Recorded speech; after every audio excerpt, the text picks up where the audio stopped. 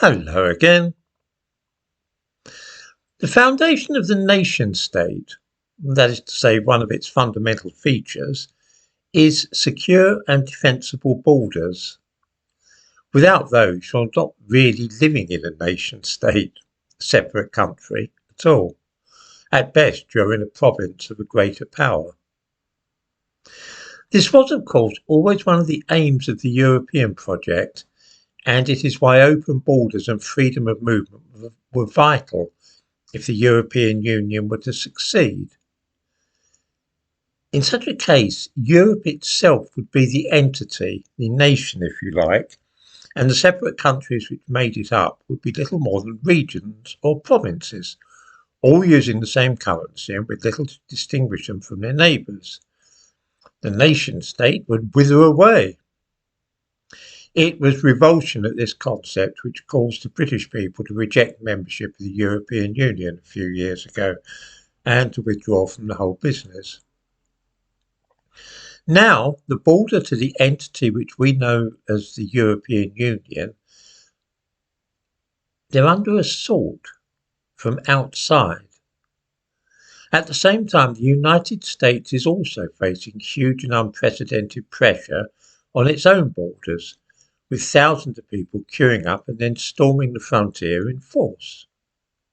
In North Africa, a similar thing is happening, with many thousands of people gathering in Libya, Tunisia and Morocco, and then launching seaborne expeditions to cross the border into Europe.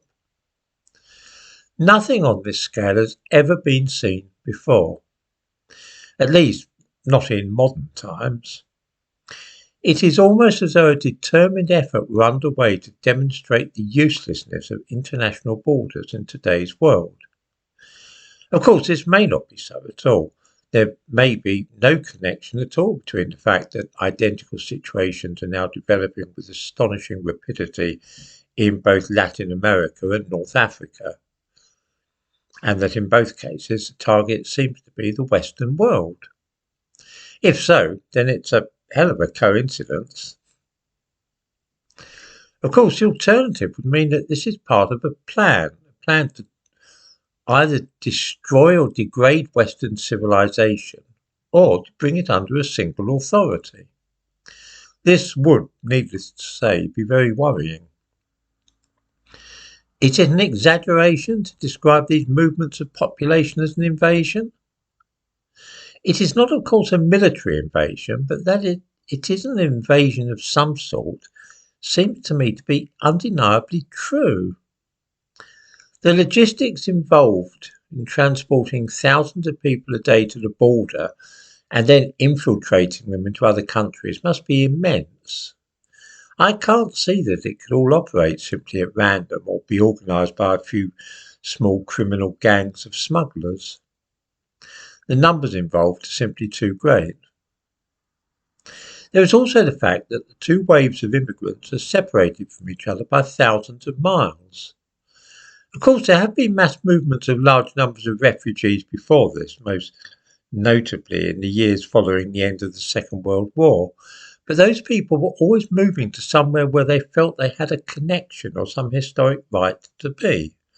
There was the exchange of populations between India and Pakistan, say, or the huge number of ethnic Germans leaving Poland for Germany and so on. This present situation is quite different. These are people from many different countries who are aiming at Europe and the United States, countries and places where they have no connection and no obvious right to be going.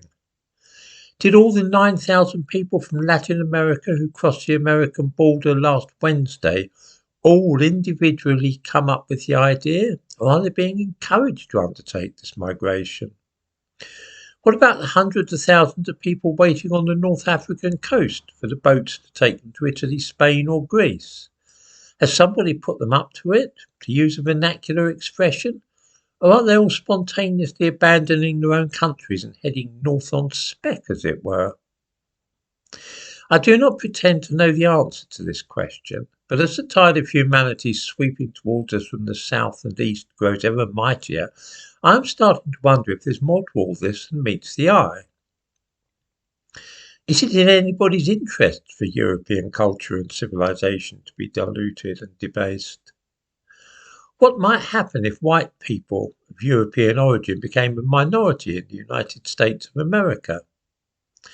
These are questions which have been occupying my mind lately, and in the next few days I shall be flying to Europe for a while to have a look at one particular country and see how matters are being handled there, of which more later.